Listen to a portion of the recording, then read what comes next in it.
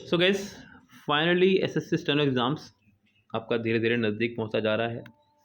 मार्च आपका शुरू हो चुका है आज से, 1 मार्च है आज। और अब देखा जाए तो सिर्फ एग्ज़ाम में रह गए हैं 7 मंथ मोटे मोटे। यस, अब सिर्फ 7 मंथ बचे हैं आपके एग्ज़ाम में। लास्ट 7 मंथ स्ट्रेटेजी हम लोग आपके लिए लेकर के आए हैं, क्योंकि यहाँ से अगर हम लोग सोचते हैं 7 मंथ हैं तो एग्ज़ाम अक्टूबर में होना संभव हो जाएगा। और कुछ बच्चों को लग रहा है कि डेट बढ़ सकती है आगे, तो बिल्कुल मत सोचें ऐसा, क्योंकि सिर्फ सीपीओ और ये फेज़ 12 का एग्ज़ाम थोड़ा सा, एग्ज़ाम तो नहीं, इनका नोटिफिकेशन थोड़ा लेट हुआ है, बाकी डेट एग्ज़ाम की इनकी भी आगे नहीं जाएगी। यस, क्योंकि वो भी इसलिए क्योंकि टेंडर अभी तक नहीं दे पाए थे किसी को एसएससी, इसी वजह से केवल। तो आप लोगों को रणनीति तैयार करनी होगी अभी से ही। वैकेंसीज अच्छी खासी रहने वाली हैं, एनआरएस सीईटी इस बार नहीं है, तो आप लोगों को वर्क कर लेना है अभी से इन चीज़ों पर। यस गैस, तो चलिए हम लोग शुरू करते हैं अपनी आज की इस कहानी को बिना किसी देरी के। देखिए, एसएससी स्टेनो 2024 फिर से आपका हो रहा है विदाउट सीईटी। तो इसका मतलब आपका सिलेबस रहने वाला है वही जो पहले चल रहा था, इंग्लिश, यस, रीजनिंग और जीएस। इंग्लिश आपकी वही 100 मार्क्स की, जीएस रीजनिंग 50-50 मार्क्स की। हाँ, अगर टेंडर चेंज होता है, यानी कि टीसीएस के हाथ ना जाकर के टेंडर किसी और के हाथ जा रहा होता है, तो यहाँ पर सिलेबस तो यही रहेगा, लेकिन क्वेश्चंस को पूछने का जो पैटर्न है वो बदल सकता है थोड़ा सा। लाइक कि सिनोनिम्स, एंटोनिम्स, यानी कि वोकेबलरी को थोड़ा कम कर दिया जाए, रीडिंग पोर्शन को बढ़ा दिया जाए, ग्रामर को थोड़ा कम कर, मतलब ऐसा कुछ करके कम ज़्यादा कर दिया जा सकता है। अदरवाइज जो पोर्शन है वो इतना ही रहने वाला है कि 100 मार्क्स का इंग्लिश, 50 मार्क्स का रीजनिंग, 50 मार्क्स का जीएस। पोर्शन यही रहने वाला है, पैटर्न बदल सकता है थोड़ा सा। पैटर्न को लेकर के हमें ज़्यादा चिंतित नहीं रहना है, क्योंकि तैयारी तो हमारी चलनी है, तैयारी कॉमन ही रहती है, उसी तैयारी पर आपको वर्क करते चले जाना है। तो यहाँ से आप लोगों को अपना 7 मंथ स्ट्रेटेजी का प्लान करते हुए कोशिश करेंगे इस 7 मंथ को आप लोग 2 पार्ट में डिवाइड कर लें, 4/3 या 3/4, कैसे भी करके डिवाइड कर लें। जो ये पहला जो है 4/3, ये फ्रेशर बच्चों के लिए है और ये ओल्ड स्टूडेंट्स के लिए है 3/4।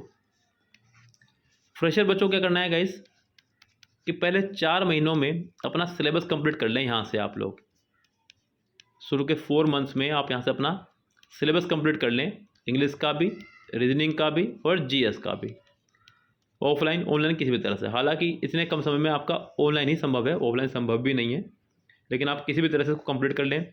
और लास्ट के 3 मंथ्स में आप लोग देंगे मॉक। लास्ट 3 मंथ्स में आपको देना है मॉक। इस सिलेबस कंप्लीट में आपको केवल ये नहीं कि गैस आप लोग गए कोचिंग में, आपने ऑफलाइन ग्रामर पढ़ी और कंप्लीट करके बैठ गए आप, क्योंकि 4 मंथ्स में अगर आप ऑफलाइन कोचिंग में जाते हो तो आपका केवल ग्रामर ही कंप्लीट हो पाएगा, ध्यान रखें, केवल और केवल ग्रामर कंप्लीट हो पाएगा। और केवल ग्रामर अगर आपकी बात करूँ तो यहाँ पर सिर्फ और सिर्फ 25 मार्क्स की आनी है, उसके अलावा ग्रामर पोर्शन आपका यहाँ पर नहीं है। तो गैस, ये तो कन्फर्म है कि केवल ग्रामर से काम नहीं चलने वाला है, ग्रामर के अलावा भी बहुत सारी चीज़ें हैं, वोकेबलरी हैं, रीडिंग पोर्शन है, वॉइस और स्पीच है। तो गैस 4 मंथ्स में आप लोगों को ऐसा प्लान करना है कि आप लोग पोर्शन को बांटते हुए चलेंगे। इंग्लिश का जैसे कि ग्रामर पोर्शन अलग कर लिया, रीडिंग पोर्शन अलग कर लिया, वोकैब अलग कर लिया, वॉइस और स्पीच अलग कर दिए। ग्रामर तो आपकी कंटिन्यू चले 1 घंटा, इसको कंटिन्यू चला कर रखें। रीडिंग पोर्शन डेली 1 घंटा दीजिए, वोकेबलरी को डेली 1 घंटा दीजिए और वॉइस और स्पीच को डेली 1 घंटा दीजिए। आप चाहें तो इसको कम कर सकते हैं, बिकॉज ये लास्ट के 15 दिन में भी हो सकता है, और यहाँ समय बढ़ा सकते हैं अपना कैसे भी करके। यस, अब यहाँ पे गैस वोकेबलरी का फंडा क्या है, वोकैब एक ऐसा पोर्शन है जिसको आप 1 दिन में तैयार नहीं कर सकते हैं।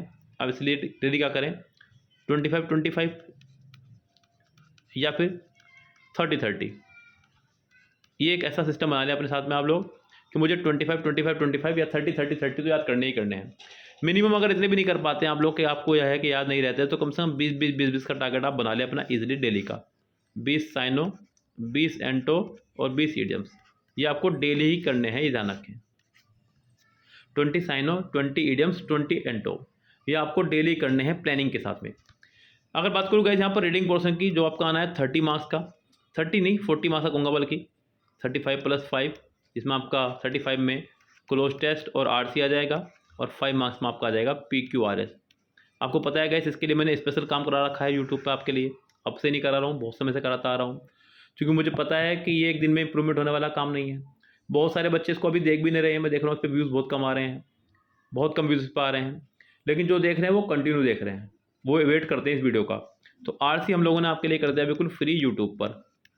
क्लोथ टेस्ट का बैच आप लोग हमारा बाय कर ही लेते हैं आप 199 रुपीज़ में, जिसमें आपको बहुत सारे क्लोथ टेस्ट मिल जाएंगे। इतने मिल जाएंगे कि डेली अगर आप 5 भी करोगे तो भी कंप्लीट नहीं होंगे आपके पास एग्जाम तक भी।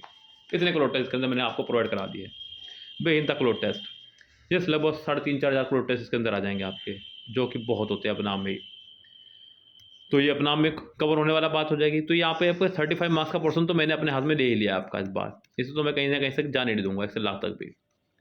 5 मार्क्स का PQRSS को हम लोग बिल्कुल एग्जाम के टाइम पे 2 महीने पहले शुरू कर देंगे करना। फिलहाल अभी हम लोगों का पोर्शन आरसी पर चल रहा है फोकस पूरा पूरा। बात करें यहाँ से रीजनिंग की, तो गैस रीजनिंग के लिए आप लोगों को मैं कहूँगा कि कोई बेसिक कॉन्सेप्ट करने की जरूरत नहीं है। आप डायरेक्ट PYQs बुक लगा सकते हैं जो भी आपके पास हो। अगर आपके पास किरण है तो आप किरण लगा दीजिएगा, अगर आपके पास पिनेक्कल हो तो पिनेक्कल लगा दीजिएगा। रीजनिंग को लेकर के ये भी जरूरी नहीं है कि आप बिल्कुल लेटेस्ट वर्जन ही लें कि अभी 12,800 करा था अभी 12,000 से अलग आ गया है तो वो ले लें, ऐसा कुछ भी जरूरी नहीं है। रीजनिंग के बेसिक्स आपके क्लियर होने चाहिए, रीजनिंग आप लोग इजीली कर पाएंगे, कोई बड़ी बात नहीं है रीजनिंग में। अगर आपके पास किरण 12,800 है तो 12,800 से कर लो, अगर लेटेस्ट वाला आ गया है 12,950 तो उससे कर लो, पिनेक्कल के है तो पिनेक्कल से कर लो। कॉन्सेप्ट आपके क्लियर होने चाहिए। यस, कंप्लीट रीजनिंग बैच आपको हमारे पास भी मिल जाएगा, उसके बारे में हम बाद में बात करेंगे। उसके बाद में जीएस की अगर बात करूँ तो गैस जीएस के लिए मैंने आपको सजेस्ट किया है किरण जीएस 14,450, जैसे कि मैं आपको हर बार बताता हूँ इस बुक के बारे में। आप इस बुक को कर लें, ये लेटेस्ट बुक है, इसको लेटेस्ट करना जरूरी बनता है क्योंकि यहाँ पर कॉन्सेप्ट क्लियर नहीं करना है, यहाँ पर आपको फंडे भी क्लियर करने हैं, चीज़ें वो पकड़नी है जो एग्जाम में पूछी जा रही हैं। यस, कॉन्सेप्ट में यहाँ क्वेश्चन नहीं आने वाले हैं आपके। अगर आपके पास इसके अलावा पिनेक्कल है तो आप पिनेक्कल कर लीजिएगा। यस, तो ये 2 चीज़ें कर लीजिएगा आप यहाँ से आराम से। और इंग्लिश के लिए मैंने आपको बता दिया है कि कैसे आपको लेकर चलना है। तो शुरू के 4 महीनों में फ्रेशर स्टूडेंट्स को और ओल्ड स्टूडेंट को शुरू के 3 महीनों में पहले अपना सिलेबस पूरा का पूरा कवर कर लेना है। उसके बाद आप मॉक PYQs पर आ जाएंगे। अगर किसी बच्चे का जो कि ओल्ड है ऑलरेडी तैयारी कर रहा है, सिलेबस ऑलरेडी कंप्लीट है, तो वो डायरेक्ट अपना मॉक पा सकते हैं। अच्छा, सिलेबस कंप्लीट में भी ध्यान रखें गैस, ये नहीं कि आपने केवल ग्रामर पढ़ा, मैंने जैसे आपको बताया। आपको इस सिलेबस में इंग्लिश के सिलेबस में कम से कम ध्यान रखें किरण या MB में से कोई एक बुक भी कंप्लीट करनी है इन 4 महीनों में। किरण या MB में से कोई एक बुक कंप्लीट करनी है इन 4 महीनों में, तो ये भी आपकी कंप्लीट हो जानी चाहिए इन 4 महीनों के अंदर अंदर। ओके गाइस, सो तब जाकर के आप लोग अपने सिलेक्शन की उम्मीद कर सकते हैं। 7 महीने हैं, पूरी जान लगा दीजिएगा, अपनी जितनी जान लगा सकते हैं, क्योंकि मौके बार बार आपको नहीं मिला करते हैं। जहाँ तक बात करें वैकेंसीज़ की, वैकेंसीज कितनी रहने वाली है, तो गैस वैकेंसी आप सोच लीजिए कम से कम 2,000 प्लस आपकी रहने वाली है इस बार, ये पक्की बात है। NRA CET आपका इस बार लागू नहीं होगा फिर से, तो आप लोग बेफिक्र को तैयारी करें। ऑल द बेस्ट सभी को, bye bye, have a nice day.